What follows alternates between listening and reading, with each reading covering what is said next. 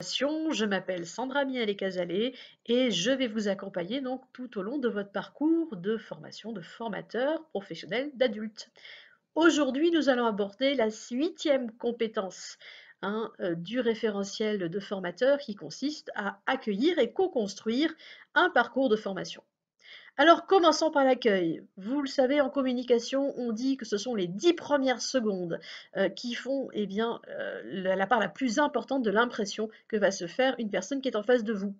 Vous l'avez compris, l'accueil est donc une phase très importante. Elle va vous permettre de nouer le lien avec chacun des stagiaires, de montrer votre disponibilité, de montrer votre ouverture d'esprit et de vous montrer que vous êtes prêt à accueillir chacun et à l'intégrer dans votre action de formation. Accueillir, cela s'anticipe et cela se prépare sur différents aspects. Il y a d'abord l'aspect administratif. Vous allez devoir avoir sous le coude l'ensemble des documents nécessaires à votre formation. Les feuilles d'émargement, les supports, votre progression pédagogique, etc. Mais également l'organisation spatio-temporelle, comme par exemple l'organisation de l'espace. Comment allez-vous mettre vos tables?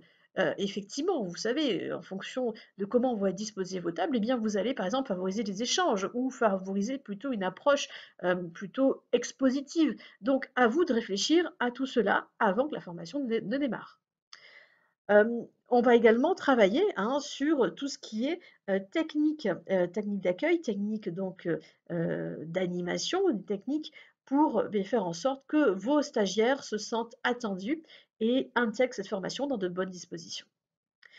Une fois qu'ils auront passé la porte, donc vous allez les accueillir et vous allez ensuite pouvoir démarrer votre action de formation. La première phase d'une action de formation consistera toujours à faire ce que l'on appelle un positionnement, donc une évaluation diagnostique, c'est-à-dire apprécier les acquis de vos stagiaires. Vous n'avez pas besoin de retravailler des compétences ou des capacités qu'ils maîtrisent déjà, donc autant savoir dès le départ ce qu'ils connaissent de ce qu'ils ne connaissent pas. Cette phase s'appelle donc une phase de positionnement et nous allons vous proposer sur la plateforme, nous allons même co-construire ensemble des outils de positionnement qui vous seront ensuite utiles lors de vos futures interventions.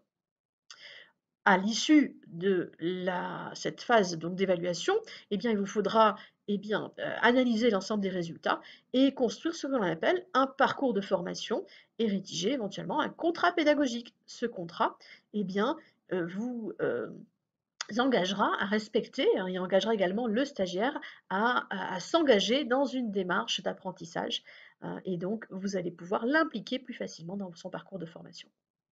Vous l'avez compris, la phase d'accueil et de positionnement est une phase très importante pour que votre formation se déroule bien et soit surtout efficace. Ne négligez pas donc cette phase et nous sommes toujours là, bien sûr, avec Stéphane pour vous accompagner dans la prise en main de cette nouvelle compétence. À très bientôt. Bonne journée.